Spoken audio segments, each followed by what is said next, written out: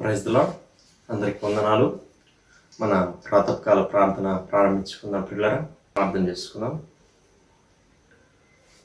పూజ్యుడా, పరిశుద్ధుడా, మహాగణుడా, మహోన్నతుడా, ధవలవర్ణుడా, రత్నవర్ణుడా, 10,000లో అతికాంక్షణీయుడా యేసయ్య, మీకే స్తుతులు స్తోత్రాలు వందనాలు చెల్లించుకుంటున్నాం. మా రాజా, మా ప్రభా, మా కొరకు నాయన, మా తండ్రి పరలోకాన్ని విడిచి భూలోకానికి దీనుడుగా రిక్తుడుగా దిగి వచ్చినటువంటి మహనీయుడా, మీకే స్తుతులు స్తోత్రాలు వందనాలు చెల్లించుకుంటున్నాం. నాయన దేవా, మీ నామాన్ని స్తుతించడానికి, కనపరచడానికి, దేవా, అలాగూ శ్రేష్టమైన మీ వాక్యాన్ని ధ్యానించడానికి మాకు ఇచ్చినటువంటి గొప్ప సమయం కొరకు మీ స్తోత్ర.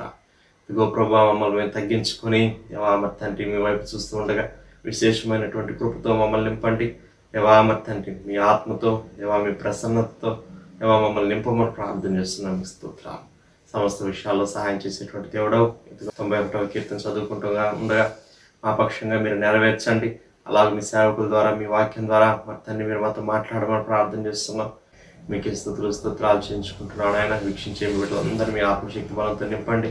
దేవా మరి తండ్రి ప్రభా, చివరి ప్రార్థన ఆశీర్వాదం వరకు మీ సన్నిధి మాకు తోడుగా ఉంచమని ప్రార్థన చేస్తున్నాం. సమస్త విషయాల్లో సహాయం చేయమని, సమస్త ఘనత మహిమ ప్రభావాలు మీకు ఆరోపించుకోమని, ముందున్న సమయం అంతటి మా కొరకు దీవించమని యేసయ్య నామములో స్తుతించి ప్రార్థన చేసి అడిగి వేడుకుంటున్నాం పరలోక తండ్రి. ఆమేన్. Praise the lord. పాట పాడి దేవుని నామాన్ని మహిమపడతాం.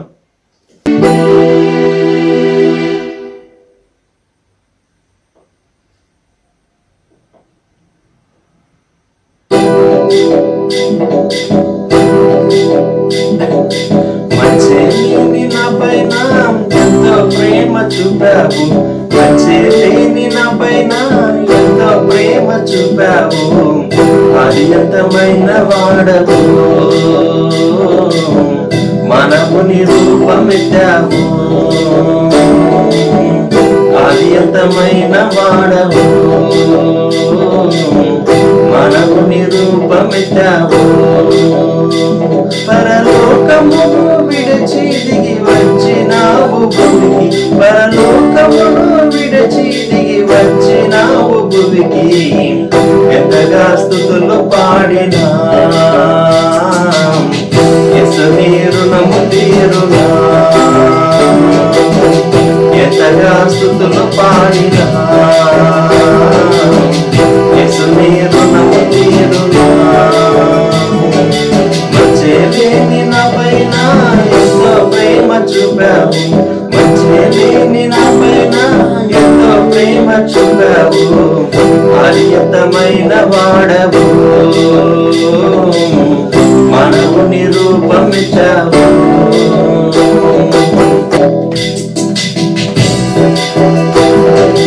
లోకాలన్నీ ఏలేనా రాజువైన నీవు, సామాన్యుల ఇంట నీ కాలు పెట్టినావు, లోకాలన్నీ ఏలేనా రాజువైన నీవు, సామాన్యుల ఇంట నీ కాలు పెట్టినావు,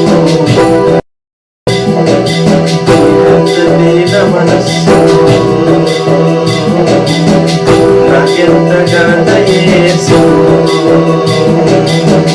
నీవెంత దీన మనసు నాకెంతగా దయేసు,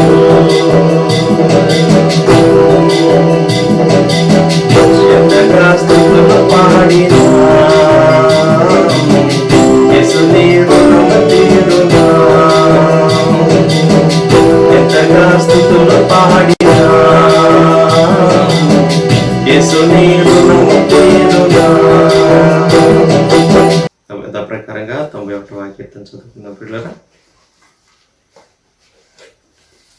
మహోన్నతుని చాటు నివసించువాడే సర్వశక్తి నీడను విశ్రమించువాడు, మహోన్నతుని చాటును నివసించువాడే సర్వశక్తి నీడను విశ్రమించువాడు, ఆయనే నాకు ఆశ్రయము, నా కోట, నేను నమ్ముకును నా దేవుడని నేను యెహోవాని గురించి చెప్పుచున్నాను. ఆయనే నాకు ఆశ్రయము, నా కోట, నేను నమ్ముకున్న నా దేవుడని నేను యెహోవాని గురించి చెప్పుచున్నాను. వేటకాని ఊరిలో నుండి ఆయన నిన్ను విడిపించును, నాశనకరమైన తెగులు రాకుండా నిన్ను రక్షించును, వేటకాని ఊరిలో నుండి ఆయన నిన్ను విడిపించును, నాశనకరమైన తెగులు రాకుండా నిన్ను రక్షించును, ఆయన తన రెక్కలతో నిన్ను కప్పును, ఆయన రెక్కల క్రింద నీకు ఆశ్రయం కలుగును, ఆయన సత్యము కీడమును డాలునై ఉన్నది, ఆయన తన రెక్కలతో నిన్ను కప్పును, ఆయన రెక్కల కింద నీకు ఆశ్రయం కలుగును, ఆయన సత్యము కేడమును డాలునై ఉన్నది. రాత్రి వేళ కలుగు భయమునకైనను పగటి వేళ ఎగురు బాణమునకైనను రాత్రి వేళ కలుగు భయమునకైనను పగటి వేళ ఎగురు బాణమునకైనను చీకటిలో సంచరించు తెగులునకైనను మధ్యాహ్నం మందు పాడు చేయు రోగమునకైనను నీవు భయపడుకుందువు. చీకటిలో సంచరించి తెగులుకైనను మధ్యాహ్నం మందు పాడు చేయి రోగమునకైనను నీవు భయపడకుందువు. నీ ప్రక్కన 1000 మంది పడినను నీ కుడి పక్కన 10,000 మంది కూలినను అపాయం నీ ఎద్దకు రాదు. నీ ప్రక్కన 1000 మంది పడినను నీ కుడి ప్రక్కన 10,000 మంది కూలినను అపాయం నీ ఎద్దుకు రాదు. నీవు కన్నులారా చూచుచుండగా భక్తిహీనులకు ప్రతిఫలం కలుగును. నీవు కనులారా చూచుండగా భక్తిహీనులకు ప్రతిఫలం కలుగును. యెహోవా నీవే నా ఆశ్రయము అని నీవు మహోన్నతుడైన దేవుని నీకు నివాస స్థలముగా చేసుకుని ఉన్నావు. యెహోవా నీవే నా ఆశ్రయము అని నీవు మహోన్నతుడైన దేవుని నీకు నివాస స్థలముగా చేసుకుని ఉన్నావు. నీకు అపాయం ఏమీ రాదు, ఏ తెగులును నీ గుడారము సమీపించదు. నీకు అపాయం ఏమీ రాదు, ఏ తెగులును నీ గుడారము సమీపించదు. నీ మార్గములన్నిటిలో నిన్ను కాపాడుటకు ఆయన నిన్ను గూర్చి తన దూతలకు ఆజ్ఞాపించును. నీ మార్గములన్నిటిలో నిన్ను కాపాడుటకు ఆయన నిన్ను గూర్చి తన దూతలకు ఆజ్ఞాపించును. నీ పాదములకు రాయి తగలకుండా వారు నిన్ను తమ చేతుల మీద ఎత్తి పట్టుకుందరు. నీ పాదములకు రాయి తగలకుండా వారిని తమ చేతుల మీద ఎత్తి పట్టుకుందరు. నీవు సింహములను నాగుపాములను త్రొక్కెదవు, కదమ సింహములను భుజంగములను అనగద్రొక్కెదవు. నీవు సింహములను నాగుపామును త్రొక్కెదవు, కదమ సింహమును భుజంగమును అనగద్రొక్కెదవు. అతడు నన్ను ప్రేమించుచున్నాడు గనుక నేను అతన్ని తప్పించదను, అతడు నా నామం ఎరిగిన వాడు గనుక నేను అతని కనపరచదను. అతడు నన్ను ప్రేమించుచున్నాడు గనుక నేను అతను తప్పించదను, అతడు నా నామం ఎరిగిన వాడు గనుక నేను అతను కనపరచదను. అతడు నాకు మొర్రపెట్టగా నేను అతనికి ఉత్తరం ఇచ్చదను, శ్రమలో నేను అతనికి తోడై ఉండేదను, అతను విడిపించి అతను గొప్ప చేసేదను. అతడు నాకు మొర్రపెట్టగా నేను అతనికి ఉత్తరం ఇచ్చేదను, శ్రమలో నేను అతనికి తోడై ఉండేదను, అతను విడిపించి అతని గొప్ప చేసేదను. దీర్ఘాయువు చేత అతనిని తృప్తిపరచదను, నా రక్షణ అతనికి చూపించదను. దీర్ఘాయువు చేత అతని తృప్తిపరచదను, నా రక్షణ అతనికి చూపించదను. ఆమేన్. దేవుని యొక్క వాక్యాన్ని విన్న పిల్లల ఈ సమయంలో మన మధ్యలో దైవజనులు ప్రదర్శకులు గారు వచ్చి మనకు దేవుని వాక్యాన్ని అందిస్తారు. ప్రియమైన వారులారా, నిర్గమకాండ గ్రంథం 38వ అధ్యాయం. నిర్గమకాండం 38 9వ వచనం నుండి చదువుకుందాం. మరియు అతడు ఆవరణం చేసెను, కుడివైపున అనగా దక్షిణ దిక్కున 100 మూరల పొడుగు గల కలవయు పేనిన సన్నని నారవీయునైన తెరలుండెను. వాటి స్తంభములు 20, వాటి ఇత్తడి దిమ్మెలు 20. ఆ స్తంభముల వంకులను వాటి పెండి బద్దలను వెండివి. ఉత్తర దిక్కునున్న తెరలు 100 మూరలవి. వాటి స్తంభములు 20, వాటి ఇత్తడి దిమ్మెలు 20. ఆ స్తంభముల వంకులను వాటి పెండి బద్దలను వెండివి. పడమటి దిక్కున తెరలు 50 మూరలవి. వాటి స్తంభములు 10, వాటి దిమ్మెలు 10. ఆ స్తంభముల వంకులను వాటి పెండి బద్దలను వెండివి. తూర్పు వైపున అనగా ఉదయపు దిక్కున 50 మూరలు. ద్వారం యొక్క ఒక ప్రక్కను తెరలు 15 మూరలవి. వాటి స్తంభములు 3, వాటి దిమ్మెలు 3. అట్లు రెండవ ప్రక్కన అనగా ఇరు ప్రక్కలను ఆవరణ ద్వారమునకు 15 మూరల తెరలు ఉండెను. వాటి స్తంభములు 3, వాటి దిమ్మెలు 3. ఆవరణము చుట్టూనున్న దాని తెరలనియు పేనిన సన్ననారవి. స్తంభముల దిమ్మెలు రాగివి. స్తంభముల వంకులను వాటి పెండి బద్దలను వెండివి. వాటి బోధులకు వెండి రేకులు పొదిగింపబడిను. ఆవరణపు స్తంభములనియు వెండి బద్దలతో కూర్పబడిను.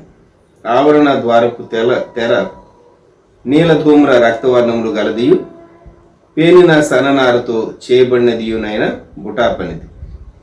దాని పొడుగు 20 మూరలు, దాని ఎత్తు అనగా వెడల్పు ఆవరణ తెరలతో సరిగా 5 మూరలు.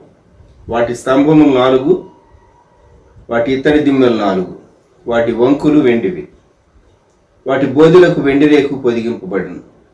వాటి పెండె బద్దలు వెండివి. మందిరమునకు దాని చుట్టూనున్న ఆవరణమునకు చేయబడిన మేకులనియు ఇత్తడివి. ప్రార్థన. ప్రేమగల మా ప్రభువా, పరిశుద్ధ తండ్రి, మీకు స్తోత్రం.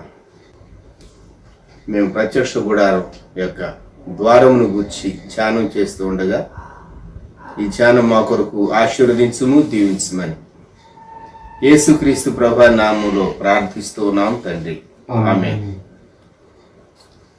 ప్రియమైన వారులారా, నిర్గమకాండ గ్రంథం కోర్ట్ ఆవరణను గురించి మనం మాట్లాడుకుంటూ ఉన్నాం. ఇక్కడ 38వ అధ్యాయంలో 9వ వచనం నుండి 20వ వచనం వరకు మనం చదువుకున్నాం. అలాగే ముందుగా అంతకు మునుపు దేవుడు మోషేకు చెప్పినప్పుడు సహా 27వ అధ్యాయం నిర్గమకాండం 27 9వ వచనం నుండి 19వ వచనం వరకు, మరియు నీవు మందిరమునకు ఆవరణము ఏర్పరచవలెను. 19వ వచనం వరకు ఈ భాగం చదువుతాం మనం. అలాగే ప్రకటన గ్రంథం 11వ అధ్యాయం, రెవల్యూషన్ చాప్టర్ 11. మరియు ఒకడు చేతికర్ర వంటి కొలకర్ర నాకిచ్చి, నీవు లేచి దేవుని ఆలయమును బలిపీఠమును కొలత వేసి ఆలయములో పూజించు వారిని లెక్కపెట్టుము. ఆలయమునకు వెలుపటి ఆవరణమును కొలత వేయక విడిచిపెట్టుము, అది అన్యజనులకు ఇవ్వబడింది. మనము ప్రత్యక్షపు గుడారాన్ని ధ్యానం చేస్తూ ఉండగా మనం జ్ఞాపకం చేసుకోవాల్సిన విషయం ఏంటంటే, ప్రత్యక్షపు గుడారము దాని చుట్టూ ఉన్నటువంటి ఆవరణము విశాలమైనది. ఇంకా చెప్పాలంటే కరెక్ట్గా ఓన్లీ టెంట్ ఆక్రమించినటువంటి స్థలము ఎంత అంటే, మొత్తం ఆవరణతో కూడా కలిపి ఉన్నటువంటి స్థలంలో పోలిస్తే ఇది 7% మాత్రమే వస్తుంది, లేక 1/15 పార్ట్. అంటే మందిరము చిన్నదిగాను ఆవరణ చాలా పెద్దదిగాను 14 అంతలు లేక దీనికంటే పెద్దదిగాను కనబడుతుంది. ఎందుకు అంటే, పశువులను తీసుకుని వచ్చి దహన బలికి అర్పించడానికి వాటిని అక్కడ ఉంచాలి, యాజకులు మూవ్ అవ్వాలి, వారు నీరు తీసుకుని వస్తూ ఉండాలి, గంగాళంలో పోస్తూ ఉండాలి. కనుక ఈ ఆవరణ 150 అడుగుల పొడవు, 75 అడుగుల వెడల్పు. 150 అడుగుల పొడవు, 75 అడుగుల వెడల్పు ఉన్నటువంటి విశాలమైనటువంటి కోర్ట్ ఆవరణ. దీంతో పోలిస్తే మనకు మందిరం చిన్నదిగానే కనబడుతుంది. అసలు ఎందుకు ఇంత పెద్ద ఆవరణ అని ప్రశ్న వేసుకుంటే,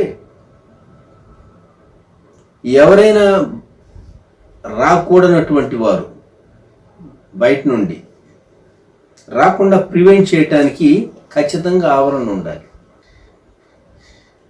ఎందుకు మనం గేట్ వేస్తాం? ఎవరు రావాలో వారే రావాలి, ఎవరు రాకూడదో వారు రాకూడదు. దేవుని బిడ్డలు కానివారు లేక దైవ భయం, దేవుని సన్నిధికి రావాలని ఆశ లేనటువంటి వారు ఎవరు ప్రవేశించకుండా, ఎక్సెప్ట్ దిన జీవితంలో మరి మనకైతే వేరు, ఇశ్రాయేలీలకైతే ఎక్స్క్లూజివ్గా తూర్పు, పడమర, ఉత్తరం, దక్షిణం 3 గోత్రాలు ఉన్నాయి. ఆ గోత్రాల్లో ఉన్న వారిలో యూదులతో పాటు ఐగుప్తు చుట్టుపక్కల దేశాల్లో ఉన్నవారు కూడా యూదేతరులు వీరితో కలిసి వచ్చారు. వారిలో సున్నతి పొందని వారు కూడా ఒకవేళ ఉండి ఉంటారు, మిశ్రిత జనం. కాబట్టి వీరు అరణ్యంలో యాత్ర చేస్తూ ఉన్నారు. ఒకరోజు లేకుంటే ఒక నెల, ఒక సంవత్సరం యాత్ర కాదు. ఇప్పుడు ప్రత్యక్ష గుడారం సెట్ చేయబడుతుంది వారు బయలుదేరిన మొదటి సంవత్సరంలోనే, మొదటి మాసాల్లోనే. అయితే తరువాతి కాలంలో వీళ్ళు ఒక్కొక్క చోట క్యాంప్ వేసి చాలా సంవత్సరాలు ఉండవలసి వచ్చింది. దేవుడు చుట్టూ మార్గంలో వీరిని నడిపించబోతున్నాడు. కనుక ఈ ఆవరణ అనేది ఒక కాపుదల, ప్రొటెక్షన్. అంతేకాదు, ఈ ఆవరణ అనేది ఏర్పరిస్తే ఆవరణ బయట ఏది ఉండాలో, ఆవరణ లోపల ఏది ఉండాలో క్లియర్గా మనకు డిమార్కేషన్ ఉంటుంది. What is out side and what is inside. అందుకొరకు ఖచ్చితంగా ఆవరణ కావాలి. ఆవరణకు ఒకే గేట్ ఉంచబడింది, ఓన్లీ సింగిల్ గేట్. పలు రకాల గేట్ల నుంచి ఎంటర్ అవటానికి వీల్లేదు. ప్రత్యక్ష గుడారానికి దేవుని సన్నిధి వీరి మధ్య ఉండటానికి చక్కని ఆవరణ ఉత్తరం వైపున దక్షిణ వైపున 20 ఆ దిమ్మెలు స్తంభాలేమో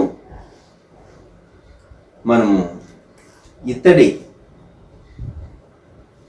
చూడండి 38వ అధ్యాయం, వాటి స్తంభములు 20, వాటి ఇత్తడి దిమ్మెలు 20. అంతేకాదు తెరలు వీటికి చేశారు. స్తంభముల వంకులకు వాటి పెండె బద్దలు వెండివి. బ్రాడ్గా మీరు ప్రత్యక్ష గుడారం యొక్క దిమ్మెలను గూర్చి, అలాగే స్తంభాలను గూర్చి, పెండె బద్దలను గూర్చి, వీటన్నిటిని గూర్చి జ్ఞాపకం చేసుకునేటప్పుడు 3 విధాలైనటువంటి లోహాలు అక్కడ చెప్పబడింది. ఒకటి ఇత్తడి, ఆ తరువాత వెండి, మనకు ఈ పేనిన సన్ననార వీటిని గూర్చినటువంటి తెరలు మనకు కనపడతాయి. ఎక్కడ ప్రత్యక్ష గుడారంలో లోపల అయితేనేమో బంగారు మనకు వస్తుంది, బంగారుతో తాపడం చేయబడినటువంటి ఆ రేకులను గూర్చి. మనము ఎక్కడ ప్రత్యక్ష గుడారంలో ఇత్తడి వచ్చినా ఇత్తడి దేవుని తీర్పును సూచిస్తుంది అని గుర్తుంచుకుందాం. వెండి వచ్చినప్పుడు విమోచన. ఒక దాసుణ్ణి కొనటానికి 30 వెండి రూపాయలు చెల్లించేవాళ్ళు. యేసుక్రీస్తు ప్రభువుకి ఇచ్చినటువంటి విలువ అది. అందుకే ఆ మతాధికారులు ఇస్కరియోతు యోధాకు 30 వెండి రూపాయలు ఇచ్చారు. తర్వాత ఈ 20 పిల్లర్స్, వాటి కింద ఉన్నటువంటి దిమ్మెలు ఉత్తరం వైపు దక్షిణం వైపు. తూర్పు వైపున ద్వారం ఉన్నది. తూర్పు వైపున ద్వారం, ఇక్కడ గేట్ వస్తుంది తూర్పు వైపున. పశ్చిమ వైపునేమో మళ్ళీ కంప్లీట్గా కవర్ అవుతుంది. అందుకొరకు పడమటి వైపునేమో 10 స్తంభాలు వస్తూ ఉన్నాయి. తూర్పు వైపున గేటుకు అవతల యువతల 3 కనిపిస్తాయి. ఇవన్నీ మనం ఈ లెక్కలు మనకు కొంచెం విసుగ్గా అనిపిస్తాయి, కానీ వీటిని మనం ఆలోచిస్తే తెరలు, దేవుడు తెరలతోనే చుట్టూ సన్ననార తెరలు. 38వ అధ్యాయం 9వ వచనం. మరియు అతడు ఆవరణము చేసిన కుడివైపున అనగా దక్షిణ దిక్కున 100 మూరల పొడుగు గలవియు పేనిన సన్ననారవియునైన తెరలుండే. ఈ కర్టన్స్ వీటన్నిటిని గురించి మనం ఆలోచించినప్పుడు మనకు అర్థమయ్యేది ఏంటంటే, దేవుని సంఘం లోకంలో బలమైనటువంటి కోట గోడ కట్టుకున్నటువంటి పట్టణం లాగా లేదు, కానీ బలమైనటువంటి దేవుడు వారితో ఉన్నాడు. కొన్ని మార్లు క్రైస్తవులను చూస్తే వీళ్ళు బలహీనులు, వీళ్ళ మీద అటాక్ చేద్దాం, సంఘాల మీద, చర్చెస్ మీద అటాక్స్ చేస్తూ ఉంటారు. మన వార్తల్లో చదువుతుంటాం. వీళ్ళు ఏం చేయగలరు మనల్ని? మనకు ధనబలం ఉన్నది, మనకు అధికార బలం ఉన్నది, లేకుంటే మనకు ఆ బలం ఉన్నది, ఈ బలం ఉన్నది అని మనుషులు క్రైస్తవ విశ్వాసులపై, చర్చెస్పై, దైవ సేవకులపై కొన్ని మార్లు దాడి చేస్తూ ఉంటారు. దేవుడు ఎందుకు వాళ్ళని అలాగే ఎక్స్పోజ్ చేశాడు అని మనకు ప్రశ్న రావచ్చు. బలమైన దేవుడు వారితో ఉన్నాడు. అయితే ఈ స్తంభాలు ఇవన్నీ ఆ హైట్ చూస్తే 7.5 అడుగుల ఎత్తు వస్తుంది. అంటే సింపుల్గా మనిషి దూకి లోపలకు ప్రవేశించలేడు. గేటు ద్వారా కాకుండా వేరు రీతిగా మనిషి లోపల ప్రవేశించలేడు. ఇప్పుడు గేటు దగ్గర ఉన్నటువంటి 18వ వచనం, నిర్గమకాండం 38:18. ఆవరణ ద్వారపు తెర నీల ధూమ్ర రక్తవర్ణములు గలదియు పేనిన సననారతో చేయబడినదియునైన బుటా పనిది. మనము ప్రత్యక్ష గుడారం యొక్క ఎంట్రన్స్ను గురించి మాట్లాడుకుంటే, ప్రత్యక్ష గుడారం చుట్టూ ఉత్తరం వైపు, దక్షిణం వైపు, పడమటి వైపు ఉండేటటువంటి తెరలు, అలాగే గేటు తప్ప ఆ వైపు ఈ వైపు తూర్పు వైపునే గేటు ఉండేటటువంటి తెరలు అన్నీ వైట్ కలర్ అయితే, ఈ గేటుకు వాడబడినటువంటివి మాత్రం 3 రంగులు చెప్పబడి, నీల ధూమ్ర రక్తవర్ణం. 4 సువార్తికులు మత్తయి, మార్కు, లూకా, యోహాను యేసుక్రీస్తు ప్రభువారి జీవిత చరిత్ర 4 కోణాల్లో నుండి వ్రాశారు. మత్తయి యేసుక్రీస్తు ప్రభువును, రాజవంశానికి చెందినటువంటి ప్రభువు, ఊదా రంగు పర్పుల్, రాజు అయినటువంటి క్రీస్తును మత్తయి ప్రజెంట్ చేస్తే, మార్కేమో సేవకుడైనటువంటి ప్రభు, ప్రాణము పెట్టునంతగా, రక్తము చిందించి ప్రాణము పెట్టునంతగా ఆయన పరిచర్య చేసినటువంటి యేసుక్రీస్తు ప్రభువును, రక్తవర్ణం. లోక ప్రభు అయినటువంటి యేసుక్రీస్తు వారిని చాలా శ్రేష్టమైన మానవ జీవితాన్ని చూపించాడు.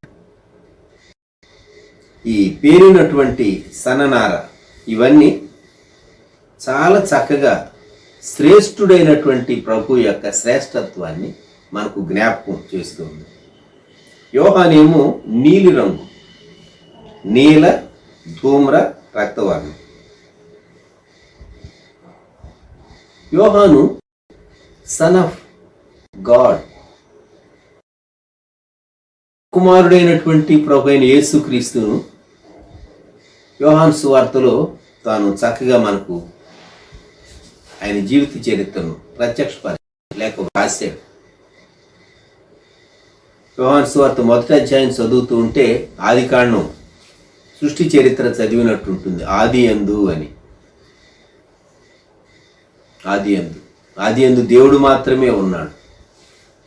ఈ భాగాలు చదువుతూ ఉంటే అటువంటి అనాది దేవుడు నీ కొరకు నా కొరకు భూమి మీద శరీరధారిగా ఉండటానికి వచ్చాడు. ఆ గేటు దగ్గర ఉన్నటువంటి నీలవర్ణం, ధూమ్రవర్ణం పర్పుల్, రక్తవర్ణం, ఈ 3 రంగులతో పాటు ఆ పేనిన సన్ననార, తెల్లగా ఉండేటటువంటి తెలుపు రంగు, ఈ 4 రంగులు శ్రేష్ఠుడైనటువంటి ప్రభు అయినటువంటి యేసుక్రీస్తు వారి జీవితాన్ని సూచిస్తాయి. చుట్టూ ఉన్నటువంటి ఆవరణకు స్తంభాలు ఉన్నాయి. ఆ స్తంభాల కింద దిమ్మెలు ఉన్నాయి. వాటికి పెండెబద్దలు కట్టారు. ఆ తర్వాత వాటిని మనం 20వ వచనంలో ఏం చదువుతామంటే, వాటి బోధలకు వెండి రేకు పొదిగింపబడిను, వాటి పెండెబద్దలు వెండివి, మందిరమునకును దాని చుట్టూనున్న ఆవరణమునకును చేయబడిన మేకులన్నీ ఇత్తడి. చాలా పకడ్బందీగా స్ట్రాంగ్గానే ఉండేటట్లుగా, అది తెరలతోనే ఉన్నది కానీ అది చక్కగా ఎరెక్ట్ చేయబడటానికి ఈ ఆవరణ దేవుడు ఏర్పరిచాడు. మనము ప్రత్యక్షపు గుడారము యొక్క ఆవరణ ద్వారాన్ని గూర్చి ఇప్పుడు మనం మాట్లాడుకున్నాం. ప్రభు అయినటువంటి యేసుక్రీస్తు వారు ఆయన పరలోకానికి ఒకే ఒక మధ్యవర్తి. ఈ రోజుల్లో సెక్యులర్ ఫిలాసఫీ మీ మతం మీది, మా మతం మాది, మీకు మీ మతం ఎంత ఎక్కువ, మాకు మా మతం అంత ఎక్కువ అని మాట్లాడుతూ ఉంటారు. పౌలు భక్తుడు తిమోతికు రాసినటువంటి 1వ పత్రికలో 2వ అధ్యాయము 5వ వచనం, దేవుడు ఒక్కడే, దేవునికిని నరులకును మధ్యవర్తి ఒక్కడే, ఆయన క్రీస్తు యేసును నరుడు. ఈయన అందరి కొరకు విమోచన క్రయధనముగా తను తానే సమర్పించుకోడు. మనిషి పాప క్షమాపణ లేకుండా దేవుణ్ణి ఎలాగూ సమీపించగలడు పరిశుద్ధుడైనటువంటి, నీతిమంతుడైనటువంటి, పవిత్రుడైనటువంటి, ప్రకాశమానమైనటువంటి దేవుని మానవుడు సమీపించగలడా? సహవాసం చేయగలడా? దేవునికి మనిషికి మధ్య అడ్డొస్తున్నది ఏది? పాపమే. మరి పాపం ఎలా పరిహారం అయితేనే కదా దేవునితో సహవాసం చేయాలి. పాప పరిహారం అది రక్త ప్రోక్షణ ద్వారానే. అందుకే ఆయన రక్తం చిందించాడు. యేసుక్రీస్తు ప్రభువారు ఈ లోకంలో ఆయన పరిచర్య చేసిన కాలంలో చెప్పినటువంటి మాటలు యోహాను సువార్త 10వ అధ్యాయం మొట్టమొదటి వచనం. యోహాను సువార్త 10:1. గొర్రెల దొడ్డిలో ద్వారమున ప్రవేశింపక వేరొక మార్గమున ఎక్కువాడు దొంగయు దోచుకొనివాడునై ఉన్నాడు. ప్రభువారే ద్వారం. 2వ వచనం. ద్వారమున ప్రవేశించువాడు గొర్రెల కాపరి. 7వ వచనం. యోహాను సువార్త 10వ అధ్యాయం 7వ వచనం. కాబట్టి యేసు మరల వారితో ఇట్లను, గొర్రెలు పోవు ద్వారమును నేనే. I'm the gate. ప్రభు చెప్పినటువంటి మాట. 9వ వచనం. నేనే ద్వారమును, నా ద్వారా ఎవడైనను లోపల ప్రవేశించిన ఎడల వాడు రక్షింపబడిన వాడై లోపలికి పోవచ్చు, బయటికి వచ్చుచు మేత మేయుచు ఉండు. పరలోకానికి మార్గం, పరలోకానికి ద్వారం ప్రభు అయినటువంటి యేసుక్రీస్తే. కనుక ఈ భాగాలు మనం చదువుతూ ఉండగా యోహాను సువార్త 14వ అధ్యాయం 6వ వచనం కూడా మనం ఎరుగుదు. యేసు నేనే మార్గమును, సత్యమును, జీవమును, నా ద్వారానే తప్ప ఎవడును తండ్రి యొద్దకు రాడు. మిగిలినటువంటి క్రైస్తవేతరులకు ఈ మాటలు కొంచెం కటువుగా అనిపిస్తాయి. ఏమని అంటే, యేసు ప్రభు నేను మాత్రమే, నా ద్వారానే అన్నాడే అని మేము ఫీల్ అవుతున్నాం, లేక హర్ట్ అవుతున్నాం అనేటటువంటి వాళ్ళు మీకు తటస్థపడవచ్చు. యేసు ప్రభు ఆ మాట చెప్పాడు అంటే మనం గ్రహించవలసినటువంటి విషయం, మానవుని పాపం పరిహారం కాకుండా మానవుడు దేవుడు ఎలాగూ సహవాసం చేస్తారు? ప్రభువైన యేసుక్రీస్తే పాప పరిహారి. ఇంకా చెప్పాలంటే దేవుడే మన కొరకు ఆ ఏర్పాటు చేశాడు. దేవుని ఏర్పాటును తృణీకరించి నేను ముందు కొనసాగలను అనుకోవటం అది వీలవుతుందా? నీవు నేను శరీరంలో ఉన్నాం. మన శరీర నిర్మాణం, మనం గాలి పీల్చుకోవాలి, ఆహారాన్ని భుజించాలి. గాలి పీల్చుకుంటూ ఆహారం భుజించకుండా నేను సంవత్సరాలు ఉండగలను అని మనం అంటే అది సాధ్యమవుతుందా? శరీరంలో ఉండగా సాధ్యం కాదు. ఎందుకంటే శరీరానికి కొన్ని ధర్మాలు ఉన్నాయి. శరీరానికి ఆహారం అవసరం, ఈ డైజెస్టివ్ సిస్టానికి. ఒక 40 రోజుల వరకు ఆహారం లేకుండా శరీరం ఉంటుంది, కానీ కృషించిపోతూ ఆ తర్వాత ఉండలేం మనం. ఎందుకంటే శరీరం ఏర్పరచబడినటువంటి నిర్మాణం శరీరంలోనికి డైట్ ఇంటేక్ వెళ్ళాలి. అందుకే ప్రకృతిలో దేవుడు అనేకం ఉంచాడు మానవుని కొరకు అవసరమైనవన్నీ చేసి ఆ తర్వాత ఆరో దినం మానవుని సృజించాడు దేవుడు. ముందు మానవునికి అవసరమైనదాన్ని దేవుడు ఏర్పరిచాడు. ఎంత ప్రేమ కలిగినటువంటి దేవుడు అండి. మన రక్షణ కొరకు కూడా నీవు నేను పుట్టక ముందే దేవుడు ఆలోచించి ఆయన జగదుత్పత్తికి ముందుగా వధించబడిన గొర్రెపిల్లగా రక్షణ సంకల్పాన్ని సిద్ధం చేశాడు, యుక్త కాలంలో నెరవేర్చాడు. కనుక యేసుక్రీస్తు ప్రభువారు నేనే మార్గము, 14:6 యోహాను సువార్త.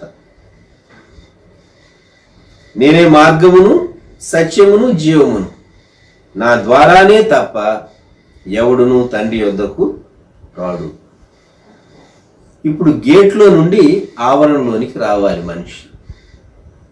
ఆవరణను గూర్చి కీర్తనకారుడు కీర్తన గ్రంథంలో చెప్పినటువంటి కొన్ని వచనాలు మనం జ్ఞాపకం చేసుకుందాం. ఆవరణలోనికి మనం బలి అర్పణ కొరకు మనం రావచ్చు, లేక నైవేద్యం తీసుకుని రావచ్చు. దేవుని సన్నిధిలో అర్పించవలసినటువంటి వాటిని గుచ్చి మనము ఆవరణలోనికి ప్రవేశించవచ్చు. కీర్తన గ్రంథం 65వ కీర్తన చూడండి.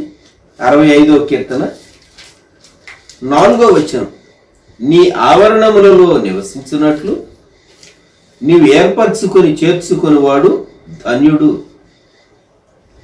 దావీదు రచించినటువంటి కీర్తనలో దేవుని ఆవరణములలో నివసించుట అనగా దహన బలిపీఠమేమో పశ్చాత్తాపాన్ని, ఒప్పుకోలును, మన కొరకు శిలువలో చేసినటువంటి బలియాగాన్ని గుర్తు చేస్తూ ఉంటే, ఆ గంగాళం దగ్గర ఉన్నటువంటి నీరేమో శుద్ధిని గూర్చి మనకు గుర్తు చేస్తూ ఉన్నదని యాజకులు దహన బలిపీఠం దగ్గరకు, గంగాళం దగ్గరకు వెళ్లకుండా లోపల పరిశుద్ధ స్థలంలో పరిచర్యకు ప్రవేశించడానికి వీల్లేదని మనం జ్ఞాపకం చేసుకుంటూ వచ్చాం. మందిర ఆవరణంలోనికి యాజకులు, అర్పణలు అర్పించేటటువంటి ప్రజలు వచ్చేటటువంటి వారు. ఆవరణ అందుకే విశాలంగా ఉంది ఆవరణ. కీర్తనకారుడు 84వ కీర్తనలో జ్ఞాపకం చేసినటువంటి మాట, 84వ కీర్తన 2వ వచనం కోరహు కుమారులు వ్రాశారు. యెహోవా మందిరావరణములను చూడవల్లని నా ప్రాణము ఎంతో ఆశపడుచున్నది, అది సొమ్మసిల్లుచున్నది.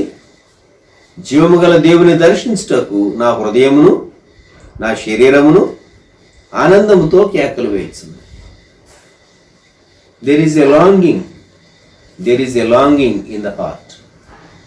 మన హృదయాల్లో దేవుని మందిర ఆవరణములను చూడాలి అనేటటువంటి ఆశ. అంటే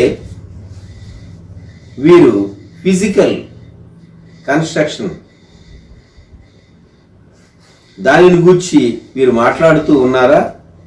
దానిని మించి మనము ఆత్మ సంబంధమైనటువంటి మందిరాన్ని గూర్చి మనం జ్ఞాపకం చేసుకుంటున్నాం. ఎందుకంటే కోరహు కుమారుల క్రింద 3వ వచనంలో నీ బలిపీఠము వద్దనే పిచ్చుకలకు నివాసం దొరికెను, పిల్లలు పెట్టుటకు వానకోవులకు గూటి స్థలము దొరికెను. మామూలుగా మందిరంలో అయితే ఈ పక్షుల్ని ఎలవ చేస్తారా? వీరు వ్రాసింది ఆధ్యాత్మికంగానే వ్రాశారు. దేవుని మందిర ఆవరణములను చూచుట, దేవుని మహిమను చూచుట, దాని గూర్చి కోరహు కుమారులు జ్ఞాపకం చేశారు. 10వ వచనంలో వారు అన్నారు, నీ ఆవరణములో ఒక దినము గడుపుట 1000 దినముల కంటే శ్రేష్టం. 1000 రోజులంటే మనకు తెలుసు 365, లీప్ సంవత్సరం అయితే 366. మరి 1000 దినాలంటే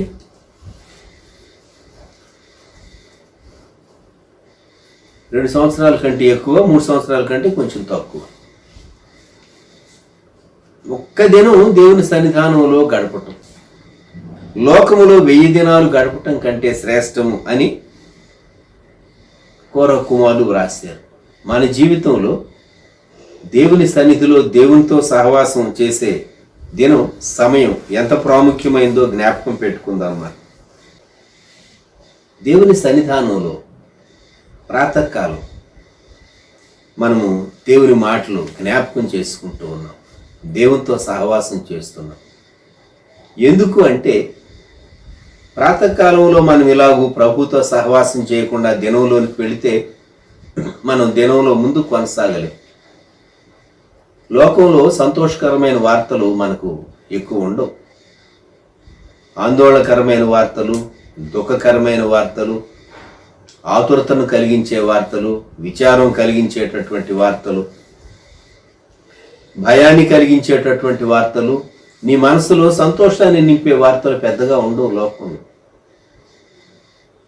అందుకే నిన్ను బలపరిచి నీతో ఉండి నీకు ఆశ్రయము ఆదరణ ఇచ్చేటటువంటి ప్రభువుతో చక్కగా మార్నింగ్ అవర్స్లోనే మనము సహవాసం కలిగి ఉండి దినంలో ప్రవేశిస్తే ఆ దినం మనం సంతోషంగా ప్రతి పరిస్థితిని దాటుకుంటూ ముందుకు కొనసాగలం. ఇక్కడ ఈ కీర్తనలో 10వ వచనంలో నీ ఆవరణములో ఒక దినము గడుపుట 1000 దినముల కంటే శ్రేష్టము. 92వ కీర్తన చూడండి. అలాగే 92వ కీర్తనలో 13వ వచనంలో మనము ఈ మాట చదువుకుంటాం. నీతిమంతులను గూర్చి యెహోవా మందిరములో నాటబడిన వారై 92:13 వారు మన దేవుని ఆవరణములలో వర్ధిల్లుదురు. ఎవరైతే దేవుని సేవిస్తూ ఉంటారో, దేవుని ప్రేమిస్తూ ఉంటారో, అనేక సంవత్సరాలుగా ప్రభువులో నిలిచి వృద్ధాప్యంలో కూడా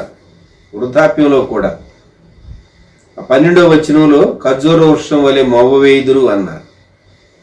15వ వచనంలో వారు ముసలితనమందు ఇంకా చిగురు పెట్టుచు సారము కలిగి పచ్చగా ఉందురు అని కీర్తనకారుడు అక్కడ వ్రాశాడు. మనము దేవుని సన్నిధానంలో యెహోవా మందిరములో నాటబడిన వారై, ప్రత్యక్షపు గుడారంలో లేక సొలొమోను దేవాలయాన్ని తీసుకున్న అక్కడ చెట్లు నాటబడి లేవు. నాటబడిన చెట్టు నీవే, విశ్వాసివి అయినటువంటి నీవే. దేవుని మందిరంలో బలమైనటువంటి వ్యక్తిగా నీవు రూపొందించబడాలి. నీవు కలిసి దేవునితో సహవాసం చేస్తూ ముందుకు సాగాలి. 116వ కీర్తనలో చూడండి, కీర్తనకారుడు 116వ కీర్తనలో 17వ వచనం 18వ వచనం నేను నీకు కృతజ్ఞతార్పణ అర్పించేదను, యెహోవా నామమున ప్రార్థన చేసేదను, ఆయన ప్రజలందరి ఎదుటను యెహోవా మందిరపు ఆవరణములలోను యెరూషలేము నీ మధ్యను నేను యెహోవాకు నా మొక్కుబడులు చెల్లించేదను. యెహోవా మందిరపు ఆవరణములలో ఇది సాక్ష్యార్థమైనది, ఇతరులను ప్రోత్సాహపరిచేది, దేవుని మహిమపరిచేది. ఆయన మన పట్ల చేసినటువంటి మేళ్ళు జ్ఞాపకం చేసుకుంటూ మనము ఆయనకు మొక్కుబడులు చెల్లించటం, కృతజ్ఞతార్పణ అర్పించటం, ఇది కీర్తనకారుడు చెప్పినటువంటి మాట. దేవుని మందిర ఆవరణములలో. అలాగూ 135వ కీర్తనలోనికి మనం వచ్చినప్పుడు 135వ కీర్తన మొదటి 2 వచనాలు దేవుని సేవించేటటువంటి దేవుని సేవకులను గురించి చెప్పబడిన మాట. యెహోవాను స్తుతించుడి, యెహోవా నామమును స్తుతించుడి, యెహోవా సేవకులారా యెహోవా మందిరములో మన దేవుని మందిరపు ఆవరణములలో నిలుచుండు వారలారా యెహోవాను స్తుతించు. ప్రత్యక్ష గుడారములో ఎక్కడ పరిచర్య చేసేటటువంటి యాజకులు కూర్చోటానికి స్టూల్స్ లాంటివి ఎక్కడా లేవు. వారు నిలువబడే పరిచర్య చేయాలి. వంతుల చొప్పున వారు పరిచర్య చేసేవారు. పరిశుద్ధ స్థలంలో పరిచర్య చేసేవారు కానీ ఆవరణంలో పరిచర్య చేసేటటువంటి వారు కానీ. జ్ఞాపకం పెట్టుకుందాం. ఈ ఉదయకాలం మనకు ప్రత్యక్షపు గుడారం యొక్క ఆవరణం గుర్తు చేసేటటువంటి విషయాలు. చుట్టూ ఏమీ బలమైనటువంటి నిర్మాణం ఏమీ లేదు, తెరలే కదా, స్తంభాలే కదా, ఈజీగా మనం ఏదైనా చేయొచ్చు అని బయట వారు అనుకోవచ్చేమో కానీ అన్య దేశస్తులు బలమైనటువంటి దేవుడు తన సన్నిధి ప్రసన్నత దేవుని ప్రజలతో ఉంచాడు. ఆ టెంట్ పైన పగలేమి రాత్రేమి, పగలు మేఘస్తంభం, రాత్రి అగ్నిస్తంభం చుట్టూ ఉన్న వారికి కనబడుతూ ఉన్నది. దేవుని ప్రసన్నత, దేవుని సన్నిధి వారికి తోడుగా ఉన్నది. ఇది మనం జ్ఞాపకం ఉంచుకోవాలి. ఇంకొకటి, టెంట్ అనేది అది మనం మూవ్ చేయటానికి వీలైనటువంటి స్ట్రక్చర్. అది మూవ్ చేయటానికి వీరు ఎక్కడికి వెళితే టెంట్ వీరు అలాగే మోసుకొని వెళ్ళటానికి ఒక క్రమం, ఒక పద్ధతి దేవుడు ఏర్పరిచాడు. కొన్ని మత విశ్వాసాల్లో మీరు నా యొద్దకు రావాలి అని వారి దేవుళ్ళు వారికి చెప్తారు. మన దేవుడు మన దగ్గరకు వచ్చాడు. ఆయన శరీరధారిగా వచ్చాడు. మానవుల మధ్య నివసించడానికి, మానవుల కొరకు ప్రాణం పెట్టడానికి వచ్చిన దేవాది దేవుడు ప్రభువైన యేసుక్రీస్తుని గురించి మనం జ్ఞాపకం చేసుకుని ఆయన మొదటి రాకడను, ఆయన మానవ జన్మను, శిశువుగా కన్యక గర్భంలో జన్మించినటువంటి ప్రభువైన యేసుక్రీస్తు వారిని మనం జ్ఞాపకం చేసుకుని ఉల్లసిస్తూ రెండవ రాకడ కొరకు మనం సిద్ధపడవలసినటువంటి కాలంలో మనం ఉంటూ ఉన్నాం.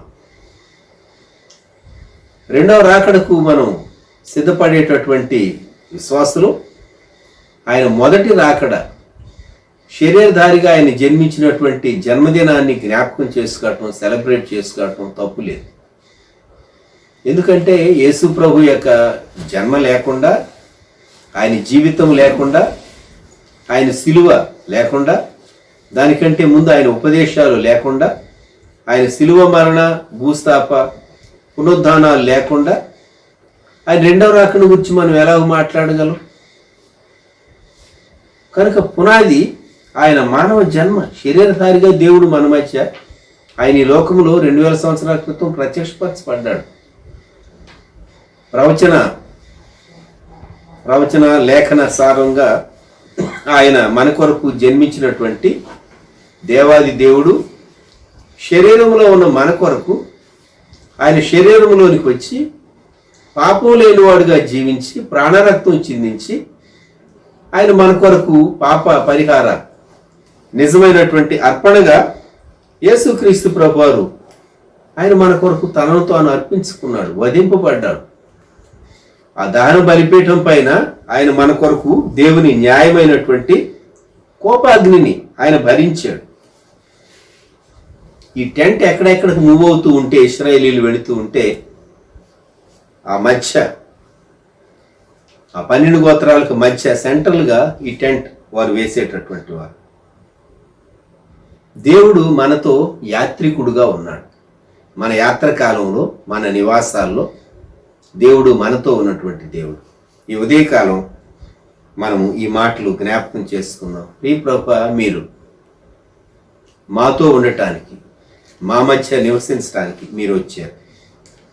అల్టిమేట్గా మనం ఆయనతో ఉండటానికి ఆయన ఒకనాడు సంఘాన్ని నిత్య మహిమలోనికి తీసుకుని వెళతాడు. అలాగే భూమి మీద భక్తులైనటువంటి వారిని ఆయన తన సమయాన్ని, తన చిత్తాన్ని బట్టి పిలుచుకుని తన మహిమలోనికి ఆయన తీసుకుని వెళుతూ ఉన్నాడు. ఆయన మనతో మూవై మన మధ్య ఉంటూ వచ్చాడు. లేకుంటే లోకంలో ఉన్నటువంటి కీడు మనల్ని మృంగివేసి ఉండేది. మనం సజీవులుగా ఉన్నాము అంటే అది దేవుని మహాకృప. ప్రియమైనటువంటి వాళ్ళ, దేవుని సన్నిధానానికి రావటానికి ద్వారము ప్రభు అయినటువంటి యేసుక్రీస్తే. దేవునితో సహవాసం చేయటానికి, పాపం అనేటటువంటి సమస్య పరిష్కారం కాకుండా, without the problem of sin being settled, you cannot have fellowship with God.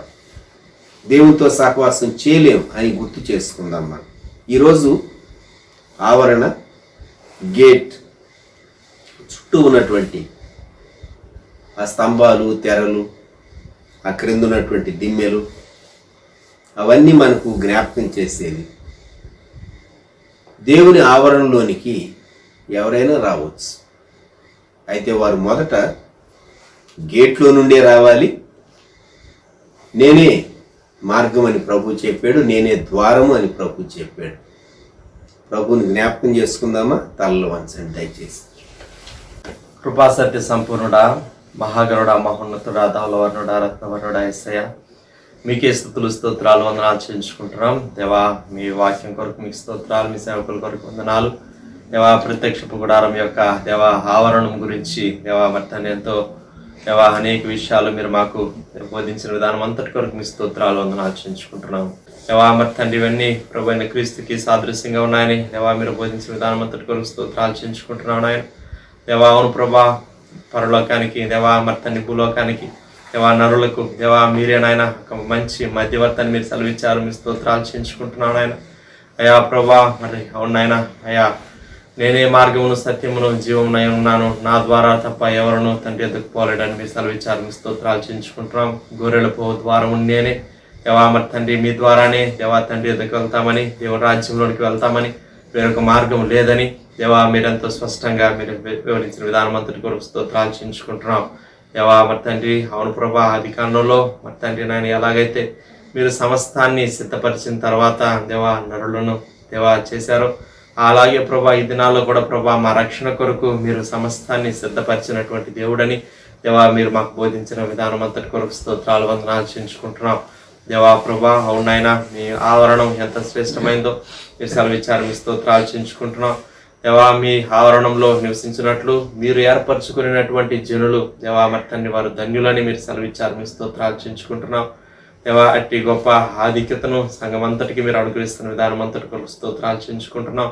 ఇదిగో ప్రభా మరి తండ్రి అవునాయన అయా మరి ఖర్జూరపు వృక్షం వల్లే దేవా మోవు వేస్తారని దేవా మీరు సెలవిచ్చారు. మీ స్తోత్రాలు చెల్లించుకుంటున్నాం. మీ ఆవరణంలో ఆ దినాల్లో ప్రత్యక్ష గుడారంలో ఆవరణంలో చెట్లు అయితే లేవు కానీ దేవా మరి నాయన చెట్లు వలె మీరు నాటబడి ఉన్నారని మీరు మాకు బోధించారు. మీ స్తోత్రాలు చెల్లించుకుంటున్నాం. అవును ప్రభా అట్టి గొప్ప ఆధిక్యతను మీరు మాకు అనుగ్రహిస్తున్న విధానం అంతటి కొరకు స్తోత్రాలు చెల్లించుకుంటున్నాం. ఎంతో విశాలమైనటువంటి ఆవరణం ఆ దినాల్లో ప్రత్యక్ష గుడారంలో ఉందని మీరు సెలవిచ్చారు. మీ స్తోత్రాలు. అవును ప్రభా యాజకులు అలాగే మరి తండ్రి బలులు అర్పించేటువంటి వారందరూ కూడా ఆ స్థలంలో నిలబడతారని, ఆ స్థలంలో ఉంటారని, విశాలమైనటువంటి స్థలం అక్కడ మీరు దేవా మరి అనుగ్రహించారని మీరు బోధించిన విధానం అంతటి కొరకు స్తోత్రాలు చెల్లించుకుంటున్నాం. పరిశుద్ధ స్థలంలో అతి పరిశుద్ధ స్థలంలో దేవా కొద్ది మంది వెళ్తారు కానీ ఇక్కడైతే ప్రభా అనేక మంది నిలబడడానికి అవకాశం ఉండాలని దేవా విశాలమైనటువంటి ఆవరణాన్ని ప్రత్యక్ష గుడారానికి మీరు అనుగ్రహించారని దేవా మీరు బోధించిన విధానం అంతటి కొరకు స్తోత్రాలు చెల్లించుకుంటున్నాం. దేవా మరి తండ్రి అవును ప్రభా మరి నాయన మరి మిమ్మల్ని ఎల్లప్పుడూ దేవా స్తుతించేటువంటి వారంగా మేము ఉండడానికి, గణపరిచేటువంటి వారంగా మేము ఉండడానికి సహాయం చేయమని ప్రార్థన చేస్తున్నాం. దేవా మరి తండ్రి అవును నాయన ప్రత్యక్షపు గుడారం యొక్క ఆవరణం గురించి మీరు మాకు బోధించిన విధానం అంతటి కొరకు స్తోత్రాలు. దేవా మరి తండ్రి దాని గురించినటువంటి అనుభవ జ్ఞానం మా హృదయాల్లో మీరు ముద్ర వేయండి, మా హృదయాల్లో మీరు భద్రపరచమని ప్రార్థన చేస్తున్నాం. చక్కగా ప్రభా మిమ్మల్ని గురించినటువంటి అనుభవ జ్ఞానం కలిగినటువంటి వారంగా దేవా సంతోషంగా ప్రభా మా యొక్క రక్షణను మేము కొనసాగిస్తూ ముందుకు వెళ్ళడానికి సహాయం చేయండి. దేవా మరి తండ్రి ప్రత్యక్షపు గుడారం అంతా కూడా దేవా అది నాయన ఒక గుడారముగా చేయబడ్డదని దేవా మరి తండ్రి ఒక చోట నుంచి ఇంకో చోటకి తీసుకెళ్ళడానికి అనుకూలంగా మరి దాన్ని మీరు తయారు చేశారని, సిద్ధపరిచారని మీరు బోధించిన విధానం అంతటి కొరకు స్తోత్రాలు. అవును ప్రభా ఇశ్రాయేలీయుల యొక్క మార్గంలో వారి యొక్క ప్రయాణంలో వారి యొక్క దిన జీవితంలో మరి తండ్రి వారికి అనుకూలంగా మీరు ఉంచారని సెలవిచ్చారు. మీ స్తోత్రాలు. అవును ప్రభా మీరు కూడా మా యొక్క జీవిత యాత్రలో మాతో ఉండేటువంటి దేవుడు, మాలో ఉండడానికి ఇష్టపడేటువంటి దేవుడని మీరు బోధించిన విధానం అంతటి కొరకు స్తోత్రాలు. కృప చూపించమని ప్రార్థన చేస్తున్నాం. సహాయం చేయండి దేవా, కృప చూపించండి, సమస్త విషయాల్లో సహాయం చేయండి. ముందున్నటువంటి దినాల్లో కూడా విశేషమైన కాపుదల, భద్రత, క్షేమం మెండుగా మీరు మాకు అనుగ్రహించండి. మీరు నామానికి మహిమ తెచ్చుకోండి. సంఘ బిడ్డలందరూ కూడా ప్రత్యేకంగా జ్ఞాపకం చేసుకోండి. ఈ సమయంలో ప్రతి ఒక్కరికి మంచి ఆరోగ్యం తెచ్చింది. యేసయ్య నామములో స్తుతించి ప్రార్థన చేసి అడిగి వేడుకుంటున్నాం పరలోకపు తండ్రి, ఆమేన్. మన తండ్రి అయిన దేవుని యొక్క ప్రేమ, కుమారుడైన యేసుక్రీస్తు యొక్క కృప, పరిశుద్ధ ఆత్మని యొక్క అన్యోన్య సహవాసం, ఆశీర్వాదం సదాకాలం మనందరికీ తోడైండును గాక. ఆమేన్. ఆమేన్. Praise lord. అందుకు వందనాలు.